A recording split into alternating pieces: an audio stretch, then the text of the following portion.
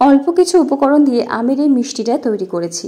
Cheese cake আমরা বাড়িতে সবসময় বানাতে পারি না, কারণ চিজটা সবসময় সব জায়গায় হয়তো অ্যাভেলেবেল থাকে না। আজকে চলুন চিজ ছাড়া, কোনো রকম ক্রিম ছাড়া এই ক্রিমি আমের ডেজার্টটা তৈরি করি, যেটা জাস্ট মাউথ মেল্টিং, মুখে দিলেই মিলিয়ে যাবে। উফ, খেতে দারুণ হয়। পাকা আমের সময় একটা মাস্ট ট্রাই রেসিপি। সবার প্রথমে যেটা করব, বেশ কিছুটা পাকা আম, 2 থেকে 3টে পাকা আম জলে ভিজিয়ে রেখেছিলাম আধ ঘন্টার জন্য, তাহলে আমের খোসাটা ছাড়ানো সুবিধা হয় আর আমের কষটাও বেরিয়ে যায়। খোসা ছাড়িয়ে নিয়ে আমটাকে টুকরো করে রাখবো। আর এদিকে 1/2 লিটার দুধ জাল করার জন্য বসিয়েছিলাম। জাল করার সময় অনবরত চামচটা দিয়ে একটু নাড়াচাড়া করবেন, যাতে কড়াইয়ের তলার দিকটা ধরে না যায়। তারপর 1 চামচ ভিনিগার অথবা পাতিলেবুর রস দেবো, দিয়ে ক্রমাগত এভাবে চামচটা দিয়ে নাড়াচাড়া করতে করতে দেখবেন এখানে ছানাটা সুন্দরভাবে কেটে গেছে। আগে থেকে একটা পাত্রের উপরে আমি ছাঁকনি বসিয়ে রেখেছিলাম, তার মধ্যে তৈরি হওয়া ছানাটা দেবো আর নর্মাল তাপমাত্রায় জল দিয়ে 1 থেকে 2 বার ধুয়ে নেব, যাতে ভিনিগারের স্বাদ আর গন্ধ দুটোই চলে যায়। তারপরে হালকা হাতে চামচটা দিয়ে একটু চেপে জলটাকে ঝরাতে দেবো। আর এর মধ্যেই আমি 1/4 কাপ টক দইও নিলাম, নিয়ে টক দই জলটাকেও ঝরিয়ে নেবো, মানে একটু জল ঝরানো টক দই ব্যবহার করব। আপনারা ছাঁকনির বদলে একটা সুতির কাপড়ে মুড়েও কিন্তু এই ছানা আর টক দইটা রেখে দিতে পারেন জল ঝরানোর জন্য। এখানে আমি একটা ছোট ডাইজেস্টিভ বিস্কিটের প্যাকেট নিয়েছি, এর বদলে মারি অথবা পার্লেজিও নিতে পারেন। পুরো বিস্কুটের প্যাকেটটাই মিক্সির জারের মধ্যে নিয়েছি, বিস্কুটগুলো নিয়ে গুঁড়ো করে নেব। আর এখানে আমি একটা ছোট কাচের পাত্র নিয়েছি, যেখানে আমি এই মিষ্টিটাকে সেট করতে দেব।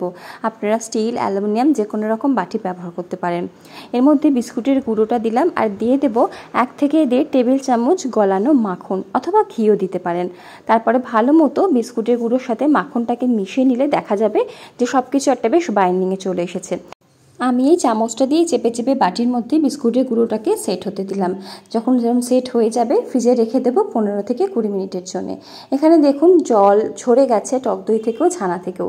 মিক্সির ওই জারটাতে আমি ছানা টক দইটা নিয়ে নিলাম, সম্পূর্ণটাই নিলাম।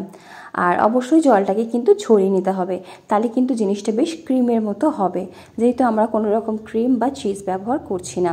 এখানে আমাদের যে প্লেন চিজ কিউব পাওয়া যায়, সেটা একটা চিজ কিউব নিয়েছি। যদি এটা না থাকে বাড়িতে তাহলে এটা স্কিপ করতে পারেন, আমার কাছে ছিল বলে ব্যবহার করলাম। আর এর সাথে স্বাদের জন্য একটু চিনি ব্যবহার করছি। চামচটা আমার অনেকটাই ছোট, আমি 2 চামচ মতো ব্যবহার করছি। আপনারা আপনাদের স্বাদ অনুযায়ী একটু চিনি ব্যবহার করতে পারেন। আর দিয়ে দিলাম কনডেন্সড মিল্ক 1 টেবিল চামচ পরিমাণে। আর আমের কুচি এখানে প্রায় 2.5 টেবিল চামচ পরিমাণে ব্যবহার করছি। সমস্ত কিছুকে একটু পেস্ট করে নেব। একবার টেস্ট করে নিয়ে দেখবেন, যদি মনে হয় চিনির দরকার, চিনি দিয়ে আর একটু মিক্সিতে চালিয়ে নেবেন। এই সমস্ত পেস্টটা যে বিস্কুটটা সেট করেছিলাম বাটিতে তার উপরে দেব, আর হালকা হাতে ভালো মতো উপর দিক থেকে সমান করে দেব। ওই মিক্সির জারের মধ্যে আমি একটু আম চিনি পেস্ট করে নিয়েছিলাম। একটা মাঝারি সাইজের আমের পাল্প 1 চামচ চিনি দিয়ে পেস্ট করে নিয়েছি, সেটা এর ওপর দিয়ে এভাবে ছড়িয়ে দিচ্ছি, যাতে আমের স্বাদটা আরও ভালো আসে। আর বেশ কিছুটা আমের কুচি দিয়ে সাজিয়ে দিচ্ছি। এই সাইড দিয়ে কেশর, পেস্তা এগুলো কুচি দিয়েও আপনারা সাজিয়ে দিতে পারেন। সাজানোটা একদম নিজেদের পছন্দ মতো করতে পারেন। ফ্রিজে রেখে দিন 0.5 ঘন্টা থেকে 1 ঘন্টা, সেট হয়ে যাবে একদম। তারপরে মিষ্টিটা পরিবেশন করুন। খেতে দারুণ সুন্দর হয়। আম তার সাথে এই যে ছানা, তারপরে জল ঝরানো টক দই, যেটা ক্রিমের ব্যাপার থাকে, জাস্ট মাউথ মেল্টিং।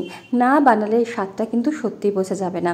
বাড়িতে বানান, জানান কেমন লাগলো। ভিডিও ভালো লাগলে লাইক, কমেন্ট, শেয়ার, সাবস্ক্রাইব করে পাশে থাকবেন। দেখা হচ্ছে পরের ভিডিওতে অন্য কোনো রেসিপি নিয়ে। সকলে ভালো থাকুন, সুস্থ থাকুন, হাসি খুশি থাকুন। আজকে ভিডিও শেষ করছি এখানেই। ধন্যবাদ সবাইকে।